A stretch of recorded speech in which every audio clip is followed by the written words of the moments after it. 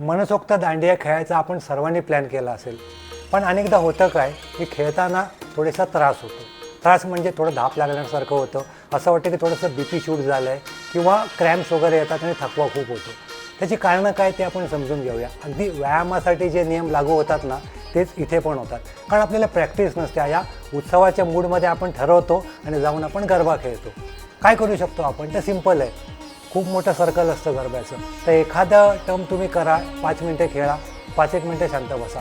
सलग गेल्या तुम्ही अर्धा तास किंवा पाऊण तास नाचू नका, खेळू नका. त्याच्याने तुमचं ब्लड प्रेशर वाढू शकतं, खूप घाम येऊ शकतो, तुम्हाला अनइझी वाटू शकतं. घाम खूप येतो कारण की आजूबाजूला लाईट खूप असतात, आरडाओरडसुद्धा असते. त्या जोशमध्ये तुमचं टेम्परेचर वाढल्यानंतर तुम्हाला क्रॅम्प येऊ शकतात आणि थकवा आणि क्रॅम्प याच्याने तुम्हाला मग थोडंसं बाजूला जाऊन तुमचा गेम खेळता येणार नाही तुम्हाला दांडिया. त्याशिवाय अजून एक गोष्ट आपण करू शकतो, ती म्हणजे आता तुम्ही म्हणाल खाण्यापिण्याचा आणि दांडियाचा काय संबंध? तर खूप आहे. दांडिया खेळायच्या आधी काही तास तरी तिखट, तेलकट किंवा ज्याच्याने ॲसिडिटी होईल असं खाऊ नका, कारण खेळताना तुम्हाला त्याने त्रास होऊ शकतो.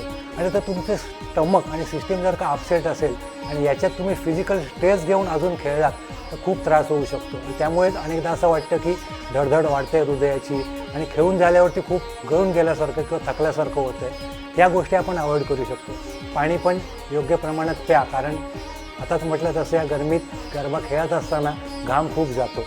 काही या छोट्या मोठ्या टिप्स फॉलो करा आणि पुढचे जे काही दिवस आहेत गरबा आणि दांडिया मनसोक्त एन्जॉय करा.